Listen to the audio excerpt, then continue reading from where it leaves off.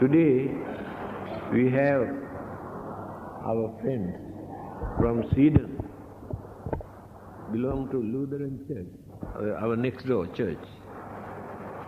So we have been working here for so many years. This church and this temple, we never had any conflict or any misunderstanding, but support each other. I can give 2-3 incidents.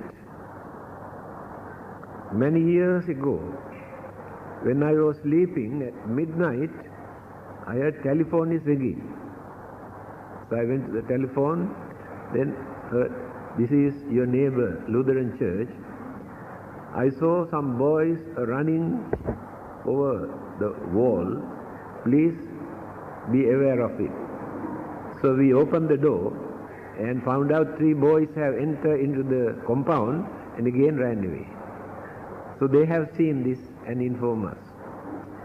Another occasion, they have organized a function and found out they haven't got enough chairs and tables, and come and ask whether they can borrow some chairs and tables from the temple. I say, why not? Again they organized a seminar. This is nearly 20 years ago, from all over the country, but they could not provide enough accommodation for them. Asked whether we can accommodate them in the temple. I said, no problem. So we have accommodated about 10 of them in our temple for a few days. This is our understanding between this church and the temple. If other churches and temples also can, what you call work with mutual understanding, I think there won't be any conflicts or argument or jealousy or hatred or enmity. We can practice our religion without any discrimination. Tonight I had to change my subject. Instead of continuing Dhammapada, we have been following one particular text. So today I stopped that for your sake, because I think very seldom you get the chance to listen to a Buddhist talk, isn't it? In Sweden there are some temples, isn't it? Let it be anything. I would like to give the clear picture of Buddhism without hiding anything or without speaking as a hypocrite, just to pander you. Just to tell you what Buddhism is, where Buddhism stands. First and foremost, I would like to mention, Buddhism does not recognize that world or the living beings were created by a God. Does not recognize. Therefore, Buddhists are not very particular about Creator God. When this question was put to the Buddha, that is about the God, simple G, not capital G, gods, whether gods appear or not, the Buddha has given an answer in this way. Have you got anything to prove that gods do not exist? This is the Buddha's attitude. Therefore, we cannot say that Buddhists do not believe in God. On the other hand, the Buddha's advice is, whether the God exists or not, it is your duty to attend to your activities and without neglecting, without depending on others. A parable is given for this. Praying to God, belief in God is very good, very important. Because Anatole France, a French scholar, says, if God does not exist, somehow or the other we have to create a God. Because the concept of God is very important for human mind, because fear, insecurity, suspicion, unsatisfactoriness, imaginations disturb the human mind. When that concept of God is there, they can get rid of these problems. So in that sense, whether God exists or not, the concept is important to many people. That is what Anatole France says. On the other hand, 45 years teachings of the Buddha, we cannot find where the Buddha mentioned that there is no God. He never uttered that word, there is no God. So his advice is, whether the God exists or not, you had to do your duty. The parable is belief in God, praying to God for your protection is very important. But don't forget to lock the door when you go out at night time. There is no guarantee that God will look after your house until you come back. That is Buddhism. That means you must know how to look after your duties and responsibilities. If God exists, God will bless you. If God does not exist, you never lose. So that is the first item, very frankly, I have to tell you. Then the second item is eternal soul, or the first cause. In Buddhism, there is no such thing as soul, S-O-U-L, soul, or the first cause. The yeast of Buddhism is anicca, dukkha, anatta. Impermanency in everything, friction and clashes or unsatisfactoriness in everything, and unsubstantiality. That means there is no such thing as permanent entity to remain in the end. This is called three characteristics in the Buddha's teaching. Everything is going on, changing, impermanence is there. While existing, there will be clashes, friction, calamities, and sufferings, unsatisfactoriness. Even in the elements, or the matters, or the plant life, or living beings, we can find this friction. So when we analyze, there is nothing to remain as eternal soul, or the first cause.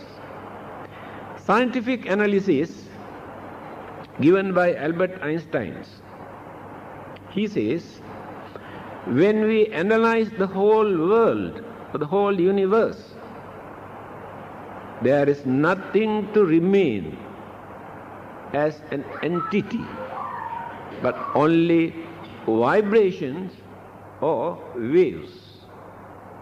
This is scientific interpretation. So the Buddha has mentioned earlier that there is nothing to remain as permanent entity. Everything is going on changing. So these three characteristics. So we don't believe that there is a first cause, because when we take something as cause, that cause creates effect. Later, that effect becomes the cause and produce another effect. Then go on like this, cause and effect, cause and effect, cause and effect are interrelated. There is nobody in this world who can say, this is the first cause. Of course, very easy for us to say, God is the first cause. Then the people ask, then how did that God appear? There must be a cause for that God also to appear. These are the argument. So, first cause is not the important thing. One of the disciples of the Buddha, a monk, came and asked the Buddha, "Can you tell me, what is the beginning of this life? What is the beginning of this world?" Buddha did not give the answer. By knowing his mentality, then he said, "If you are not going to give answer to my question, I am going to disrobe and go back." Then the Buddha asked, "Did I promise you that I will tell you the beginning of the world or the beginning of life when you want to become a monk?" No. In that case, why do you want to challenge in this way? Then the Buddha said, "Assume someone come and shoot you an arrow, because no bullet at that time. Then you are suffering, the arrow is here. When someone comes to help you to take out the arrow and apply some medicines, you say, no, you cannot take it out unless you tell me who shot this arrow. Whether he is an Indian or European, I want to know the details. Who shot this? Meanwhile, you may kick the bucket. Your duty is allow people to treat your wound and to cure your sickness. Therefore, it is not important for you to know what is the beginning of this world, what is the beginning of this life, for you to get rid of your suffering, your unsatisfactoriness. You have to start from today onward. This is the Buddha's way. Then, next item, according to the Buddha's teaching, there are no such thing as reward or punishment from the God, or from the God or from the Buddha. Action creates a reaction, cause and effect. In between this cause and effect, there is no God, there is no devil. Our action creates a reaction. Good begets good, bad begets bad. Cause and effect. So, it is not necessary to have another person to handle this case. Our karmic energy, mental energy, cosmic energy, all these energies combine together. Then the reaction or the effect we experience according to the nature, the degrees of our action. If it is wicked or cruel, dangerous, harmful, miserable, then we experience the bad effect. If the action is good, very compassionate, and very loving, very understanding, very cooperative, then the action becomes a good one. Now this is the worldly conditions. This is called universal law. This law is not created by God or the Buddha. That universal law exists forever. No one can create, no one can destroy that law. The world exists, living being exists because of this universal law. Then you can ask, who created this universal law? Then the answer is God created. Then who created God? There is no answer. That is why many people keep quiet without asking this question. Next one, eternal hell and eternal heaven. This is a very interesting subject. In fact, according to the teachings of the Buddha, there is no one particular area where hell is located. There is no particular area where heaven is located. Where there are living beings, they experience heavenly bliss and so-called hellfire also. Here in this world, living beings experience both. They are in hell, many of them. Some others are in heaven. And this is not the only planet where living beings exist. In certain other planets, the life can become more miserable, more suffering. We can regard this as hell. In certain other planets, living beings experience more pleasure, more happiness, lead a more peaceful life. Then we can regard this as heaven. But not one particular area created by God or created by Buddha as hell for people to suffer. On the other hand, eternal punishment for a minor mistake is very unreasonable. Julius Huxley, a British scholar, he said, he referred to God. God has given only one chance for human being. Within that short period, human beings can make mistake. Because of such minor mistake, it is justifiable to send the man to hell to suffer forever. Why not God give him another chance, at least 2-3 times, to be perfect, to be good? Therefore, it is very unreasonable, not justifiable, if God can condemn people into eternal hell just because they make a simple mistake. This is the way how thinkers analyze. There was another scholar, a writer in America, the end of 18th century. His name is Ingersoll. He says he is willing to go to hell rather than going to heaven. The reason is all the intellectuals who did not believe in God, including the Buddha, all are in hell.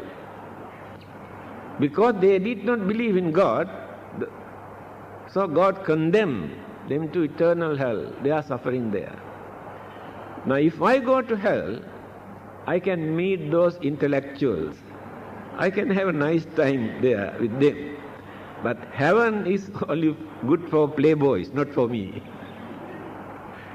I see the way how they analyze certain beliefs that people maintain. And they have no particular religion. Like Bertrand Russell's and Bernard Shaw's, what they say about religion.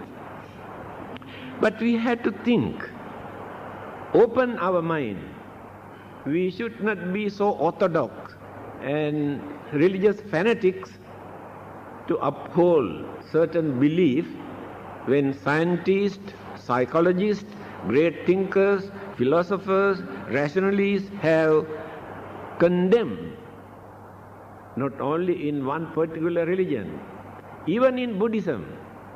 Buddhism means in the Buddhist literature. How many things are there that intellectuals can condemn? Don't think everything what is written in Buddhist books are correct. There are a lot of distortion, misinterpretation done by the disciples from time to time. In every other religions also, we can see such weaknesses. We had to use our common sense to understand things unbiasedly. We should not think, oh, it is in our religion, therefore we must protect, we must observe, we must believe, by ridiculing other religion. That attitude is wrong. So this warning was given by the Buddha. Don't accept anything that I taught you, thinking the Buddha is a great man. That means you depend on that person without understanding, without realizing. So, Buddhist concept of heaven and hell is entirely different. The Buddha has very clearly mentioned, only foolish people believe, he used this word, only foolish people believe that hell is located under this earth or under the great ocean. Why people use the word hell? Suffering from the very beginning up to the end of life without any interval. That is called hell. Now we have interval. Although we suffer, we have time to laugh and joke and enjoy and pleasant life, few minutes or few hours or few days or few months. But in certain areas, those living beings have no interval from the birth up to the last breath. The whole life is nothing but suffering. That is called hell from the Buddhist point of view. Now we are not in hell, although we suffer, because we have time to relax and laugh. Then heaven. Very rich man one day came to see the Buddha and told him, we have no time to meditate and practice religion to be perfect. Even then we like to go to heaven after our death. Can you please tell me how to do that? Then the Buddha said, why do you want to wait until you die to experience heavenly bliss? You can experience heavenly bliss while you are here in this world, if you know how to handle your life properly. No need to wait until you die. So according to the Buddha, heaven and hell both exist here in this world, but not only here in this particular planet where there are living beings. There also we can find heaven and hell. Therefore, hell and heaven both were not created by God or Buddhas or any other person. Natural sufferings, natural enjoyment, we interpret as heaven and hell. Next point is forgiveness of sins, pardons. After committing certain evil deeds, wicked deeds, harming others, we come and confess, asking God or asking the Buddha to forgive. And next week also again, they go and ask forgiveness after committing the same thing. Now they are not scared to do evil deed. They believe there is someone to forgive them every time. Indirectly encourage people to do more and more bad things because they believe there is someone to forgive their sin. Therefore Buddhism never accepts this belief that there is someone who can forgive our sin. The Buddha says, I cannot forgive your sin. There is no God who can forgive your sin. Suddhi asuddhi pacchattam nanya manya visodhaye. These are the sayings of the Buddha. The purity and impurity of the mind remain individually. Another person has no right to interfere with this, to cleanse our life from the sin or to make us sinners. Others cannot do. According to our way of thinking, our way of talking, our way of doing things, these three things are responsible for us to become sinner or for us to become perfect living being. So forgiveness of sin is not acceptable to Buddhists. But the method taught by the Buddha for us to overcome our bad karma, we use the word karma. Good karma, bad karma. Bad karma means sin. Good karma means merit, good merit. When we realize that we have been committing evil deeds, then we make up our mind not to repeat, not to do that again. That is the first stage. After that, try to do more and more good deeds, more and more religious services, to support others, help others, to release their suffering, do some service to others. Go on accumulating as much as possible. Meanwhile, try to reduce anger, jealousy, grudge, ill will, evil thought, selfishness, these evil thoughts from the mind. Now the mental energy, karmic energy, life processes have become very energetic, very dynamic, and overcome the bad effect of the evil deed that you have committed. That means, if there is anybody in this world who can forgive our sin, we are the only one who can do that. I cannot forgive your sin. You cannot forgive my sin. But individually we can do by following this method. What is the method? First thing, stop repeating the same evil deed. Second stage, do more and more service to others. Third stage, try to maintain healthy mind, some sort of purity in your mind. And these three kind of energies help you to overcome the bad effect of the bad deed that you have committed.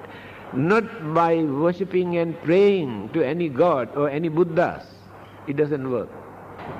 Another thing, praying to God for our salvation. Every religion tries to monopolize salvation. They say must go through their religion, otherwise no salvation. Christian says Jesus is the only one. Must go through Jesus, otherwise there is no salvation. Muslim says Allah is the only God. If you cannot go through Allah, you have no salvation. Hindu religion says, I can quote in Sanskrit language, Sarva dharman parityajya mamekang saranang vraja. Krishna, the God, says, give up all the other beliefs and other religions. Mamekang saranang vraja. Take refuge in me. Then only you can find salvation. That is Hinduism. In the Buddha's teaching, we cannot find such statement. Buddha has never said, you must go through me to find out your salvation. Otherwise, you have no salvation. You cannot find this in the Buddha's teaching. But in the Buddhist literature, just now I mentioned, it is mentioned, Natti me saranang anyang, buddho me saranang varan.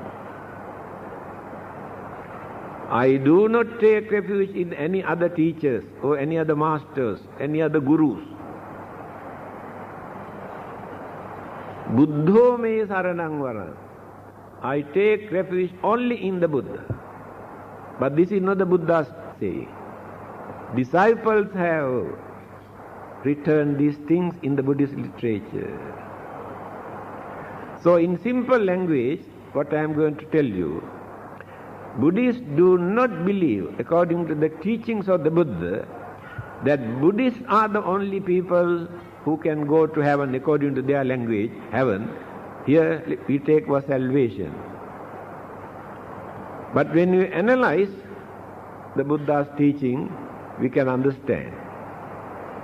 According to him, the follower of any religion in this world can go to heaven, can find out salvation. Even those who have no religion also, if they lead a gentle, noble, respectable life, they also get the chance. Religious label is not the important thing here. Gentleness, honesty, kindness, compassion, and all the activities that we cultivate without any ulterior motive, without selfishness. So we can say the follower of any religion can find out salvation if they really practice or lead a noble religious way of life. Because religious people are harmless people. They are honest people. They are kind and understanding people. All these good qualities were not created by God, not created by Buddha.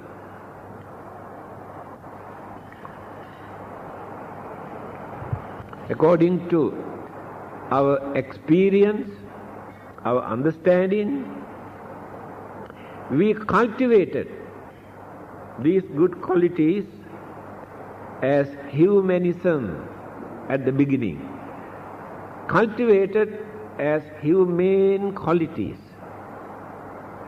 Then we lived in harmony with mutual understanding by fulfilling our duties and responsibilities, and without bluffing, swindling, cheating, harming others, without destroying, killing others, according to our own experience.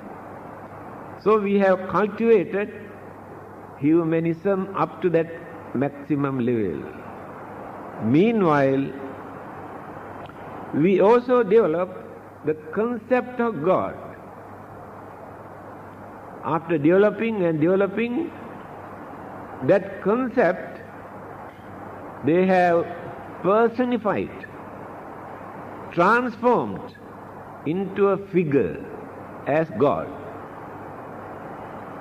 Then people invited the God into humanism. Then the God occupied that humanism. Then turned into religion. The word religion started from there. Earlier there was no God, concept of God. So it is not that God has given us a religion. We cultivated, developed, and invited the God to come and occupy it. Because the concept of God is very important to people. So this is the way how people analyze these things today. When we give up our religious fanaticism and orthodoxy and narrow-mindedness, we can come to this conclusion: how religion come into existence, and later how they have innovated. Now let us take Buddhism. 2500 years ago, the Buddha lived, preached, but up to this day, how many new Buddhas, new Bodhisattvas people have created? That is their own production.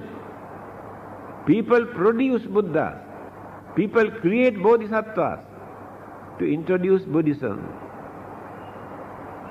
They have no history, they have no background, they are only concept, only belief. But to them this is very important. They give a lot of consolation, satisfaction, protection, guidance.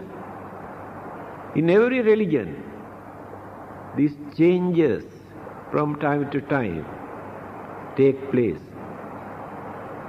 Later, they have been practicing entirely a different method, different system, according to their way of thinking. They have forgotten what the founders of this religion has taught. We have incorporated so many new ideas, concepts and beliefs and traditions and customs and rites and rituals and ceremonies into religion. Now when you refer to the Buddha, all these rites, rituals, ceremonies, offerings, prayers, worshipping, they are not important. He did not say you should not do all these things, but not very important. So what he wanted was for human beings to live as cultured, civilized, understanding gentlemen. They can stand firmly. It is not necessary for them to become slaves to their religion. It is not necessary for them to suffer, torture their body because of their religion. They can lead a normal life without suffering. This is the method introduced by the Buddha for us to practice a religious way of life. But today, we have incorporated so many methods and systems and ideas into this religion. When we refer to other religions also, the same situation. Origin of life and the origin of the world. Our holy book says, the world was created by God on such and such time. It has taken 7 days for God to create. But many others are not ready to accept this. First and foremost, people ask, why is it necessary for God to create? For what purpose? Because of His creation, all His creatures are crying and worrying and lamenting and cursing and accusing and blaming and suffering. If He kept quiet, there is nobody to suffer. A Hindu poet composed a nice poem in Hindi language. He says, we were taught that God created us. Yes. We can understand because of His creation how we are suffering today. If we kept quiet without creating, we do not suffer like this. In spite of all these things, they also ask us to worship Him. I really cannot understand why we should worship Him. Because we are suffering in this world because of creation. How people analyze this creation? Because all are not ready to say yes. There are some people who want to know why. Now let us take the beginning of this world. What Christianity says, what Islam says, what Buddhism says, what Hinduism says. These 4 religions. Christianity and Islam come from the same origin. They also believe Adam and Eve were created by the God. Then they say God created forbidden fruit and advised them not to eat. Meanwhile, the snake appeared. I have told you, a joker has said recently, if Adam and Eve were Chinese, first they roll up the snake, not the forbidden fruit. Then we will be free from the original sin. Unfortunately, they were not Chinese.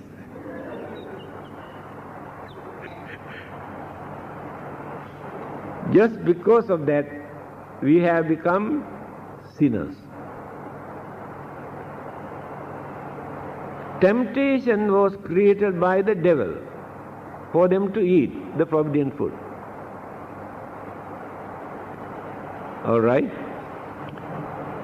Now, God created them at the beginning to remain forever, eternal life.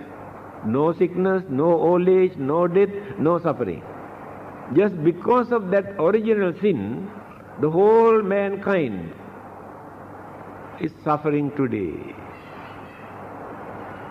What about animals? Animals also have old age, sicknesses, death and suffering. I don't think they have taken forbidden fruit. Animals. What about the plant life? Plant life also suffer from sicknesses, old age and death. Do you think it is due to original sin? We have to analyze in this way. Now the similarity between Buddhist concept and the Christians or Muslim concept. They say devil created temptation to eat forbidden food. Buddhism says when the destructions have taken place, there are 4 periods. The whole universe. Existing period, decaying period,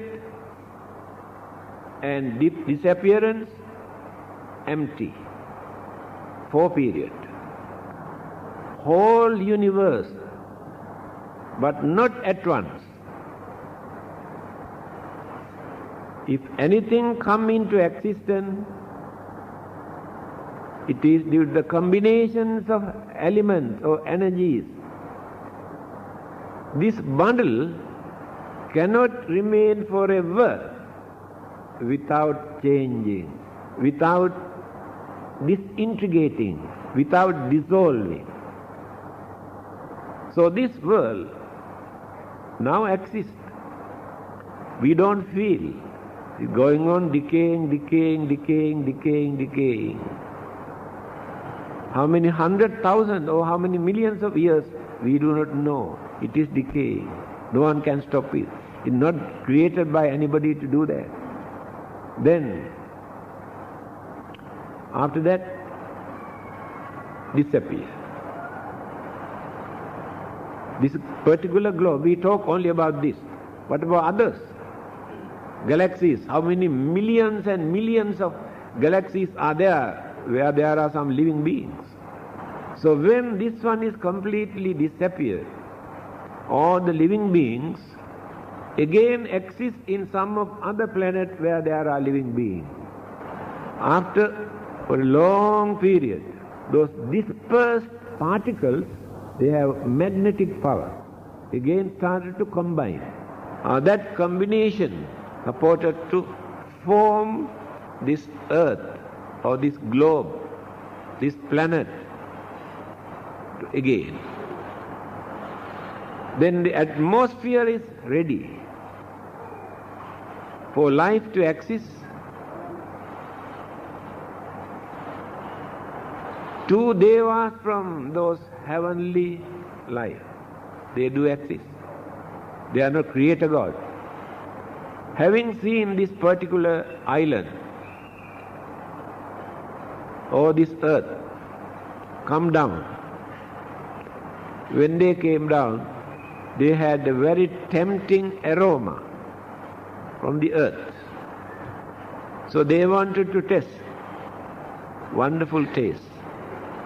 Then the hidden craving that they have been controlling aroused. And that craving become the cause for them to suffer again and again and again. You can see the similarity now. Christianity also says the temptation, craving created by the devil, but Buddhism never says devil created that. It is in their own mind, but subdued, suppressed. So according to the Buddha, there is neither beginning nor end of this universe. When one section disappears, many other parts of the universe remain. He says there are thousands of suns, thousands of moons. People laugh at that time because they could not understand. Today, astronomers say definitely there are so many suns, so many moons, and so many millions and billions of world systems. Not only one universe, there are many universes. There are living beings, not in every planet. So, there is neither beginning nor end. When destruction takes place, dispersed particles again come and join together. The life, when disappear from here, reappear from somewhere else. Just like setting sun here in this country may become the rising sun in your country. Same sun. Here disappeared, but reappear in another country. So the death is not the end of life, because craving for existence, craving for pleasure, selfishness, all these mental energies support, the karmic energies support, cosmic energies support, then existence again takes place. This is the interpretation given by the Buddha.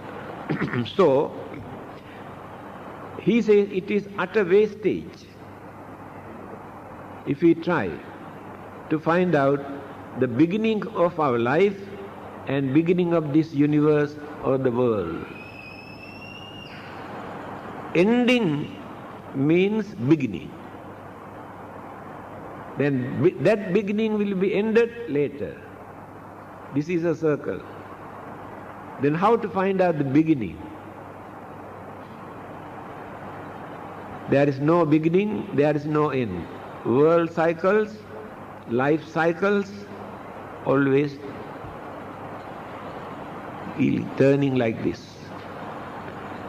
Those who don't like to suffer in this way are then the method taught by the Buddha. Not by worshipping, not by praying, not by performing rite and rituals and ceremonies, not by offering all sorts of things, not by animal sacrificing, not by suffering, torturing your physical body,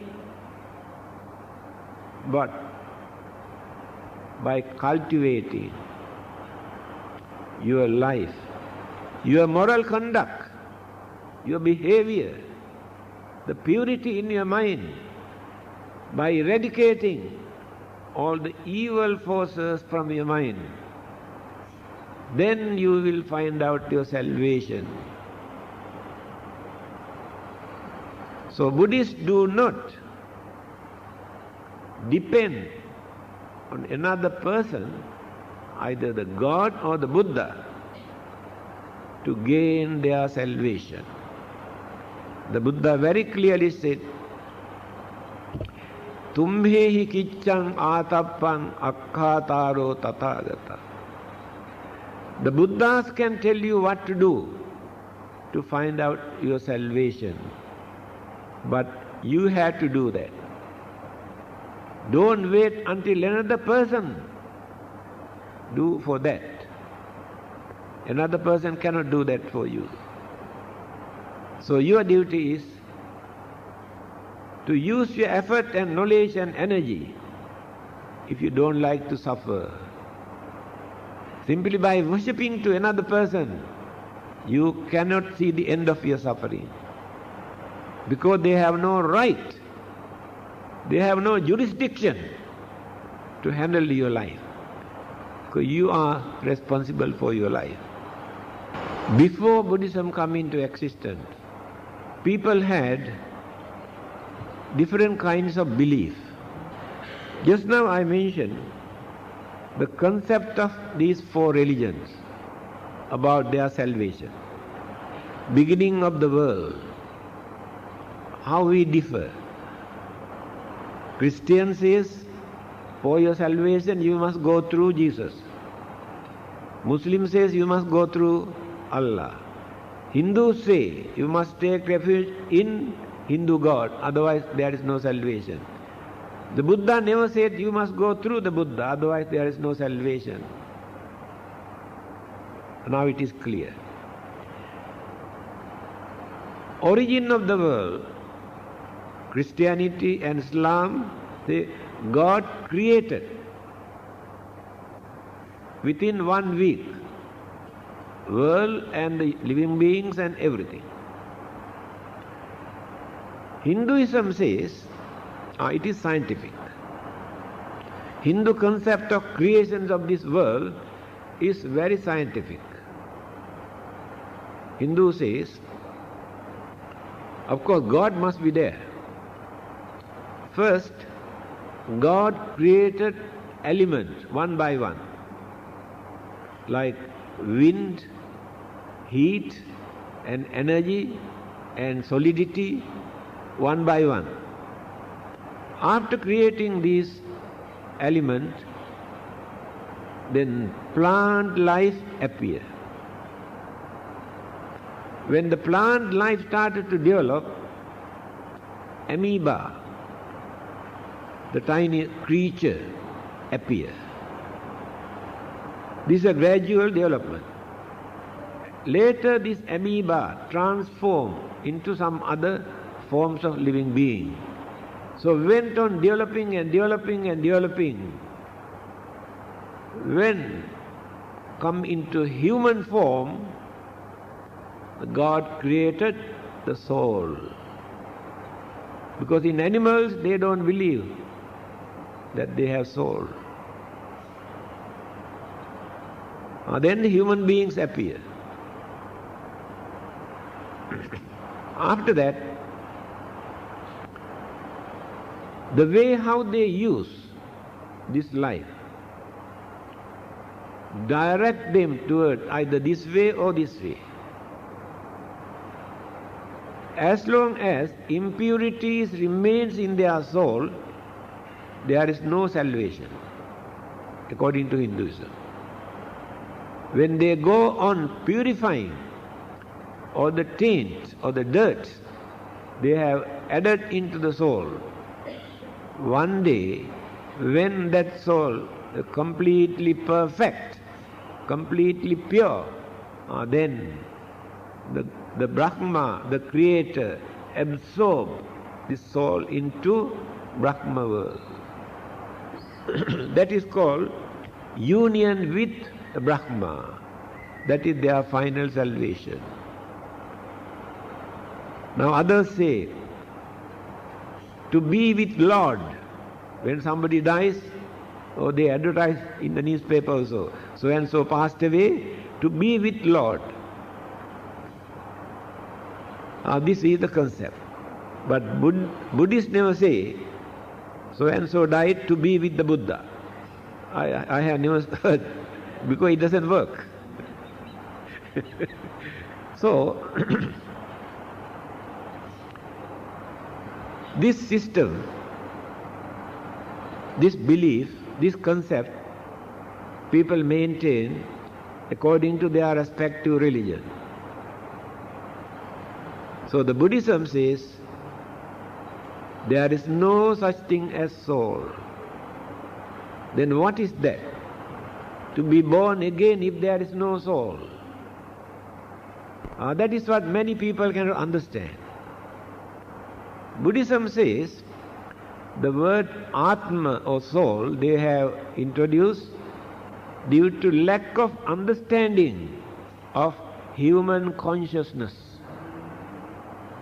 Even modern psychologists admit that. Their knowledge about the human mind is very, very little. Modern psychologists. In the Buddha's teaching, it is mentioned analytical interpretation of elements and mind. Mental analytical interpretation, I don't think that you can find in another religion. Because other religions need faith, belief, praying, worshipping. But they don't know to analyze the human mind. So the Buddha analyzed this mind into 5 faculties. The whole body into 5 faculties. Rupa, Vedana, Sanya, Sankhara, Vijnana. 5. Rupa means physical body. In our physical body, there are 4 elements.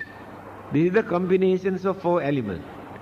Solidity, fluidity, heat and motion or wind. Binding factors are there as life processes. But the body is not the life. This is the house. After our death, we cannot carry this to heaven or hell. But life process, mental process, karmic forces, combined with the cosmic energies, proceed. So they could not understand this at that time. Then we analyze the mind. There are 4 mental faculties: Vedana, Sanya, Sankhara, Vijnana. First mental faculty is our feeling, our sensation. These sensations and feeling, animals also experience. Certain plant life also experience. Because when you touch, the leaves closed.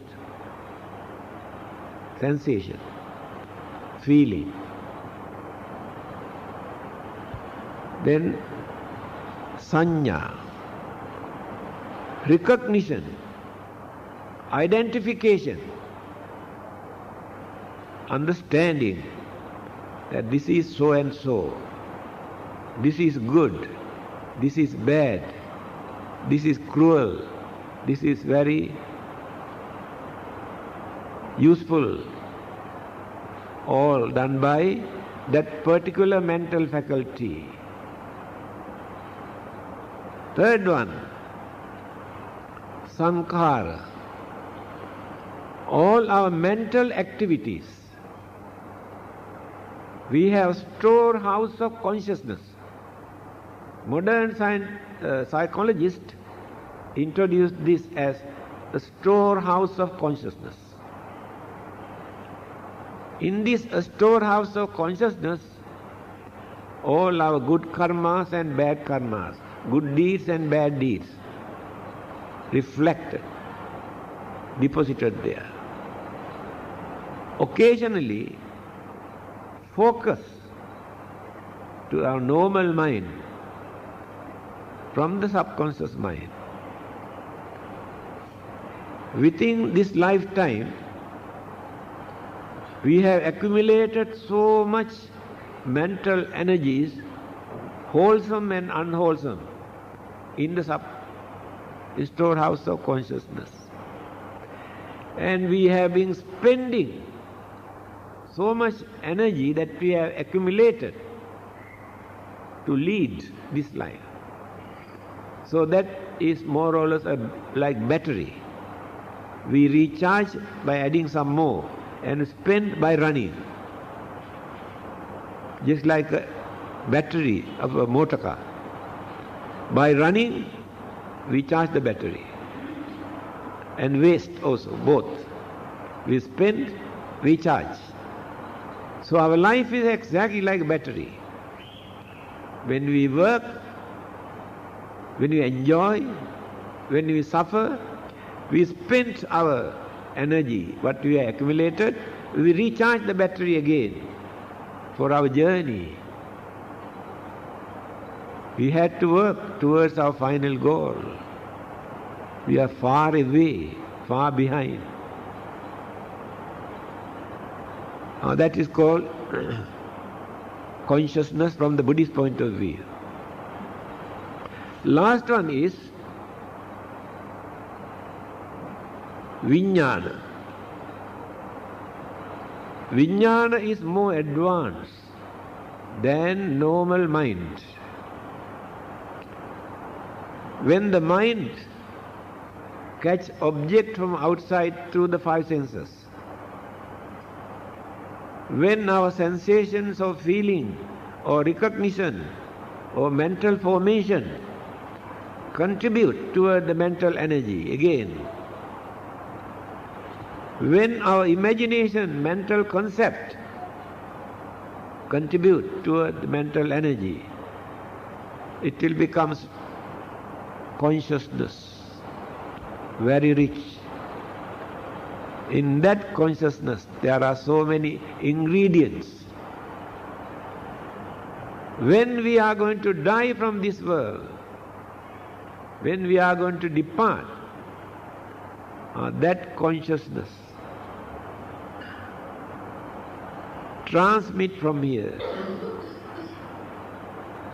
That transmission absorb again with the cooperations of cosmic energy and the element. Then another life will be originated. Not created by God, not created by the Buddha or anybody. Their own. Karmic energy, mental energy, craving, attachment, all these forces supported by the cosmic energy and the element. Another life will be originated. We cannot understand until we develop our understanding capacity. Through hypnotism, many people have found out that it is true. By developing some sort of spiritualism, some people have found out more than enough evidence to prove that it is true. This is the Buddhist point of view, the existence of life. So this is not neither beginning nor end, just like setting sun and rising sun. This will going on, continuing. The continuity of this life remain as long as craving for existence remain. We have very strong craving for existence. We have very strong craving for worldly pleasures. These mental energies support us to be here. We are bound to this world because of these binding factors, these energies. By leading a religious life, what we are trying to do? Cut off these bondages.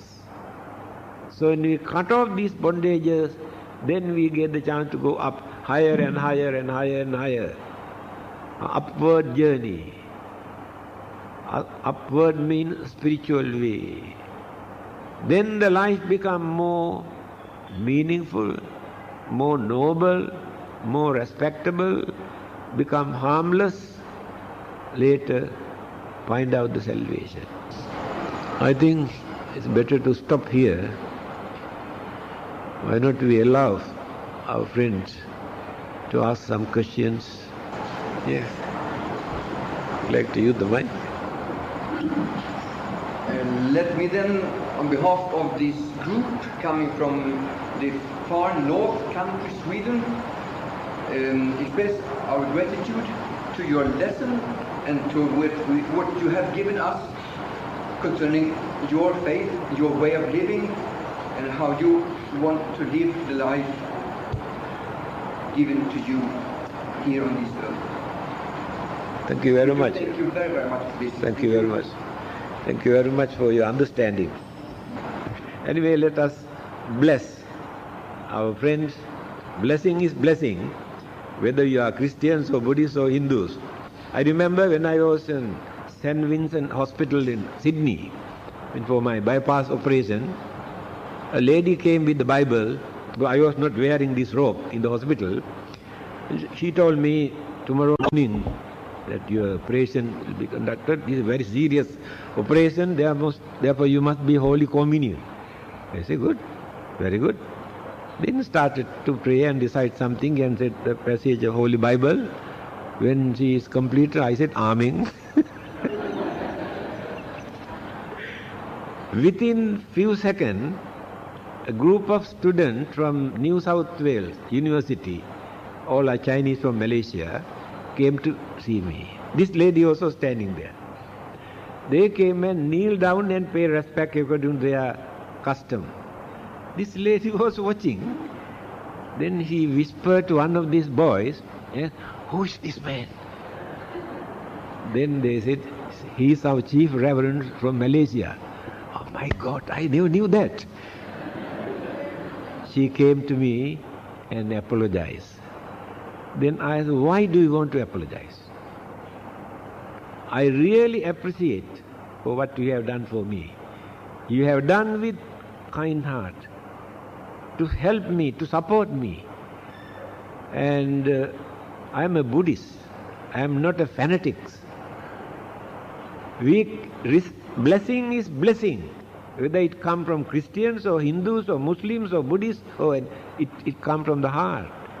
Blessing is blessing. There is no different kind of blessing, Christian blessing, Buddhist blessing, just like Christian kindness, Buddhist kindness, Muslim kindness. Kindness is kindness, not belong to any particular religion. In the same manner. So I am going to bless all of you for your good health, your peace and happiness, and safe journey, and hope to see you again.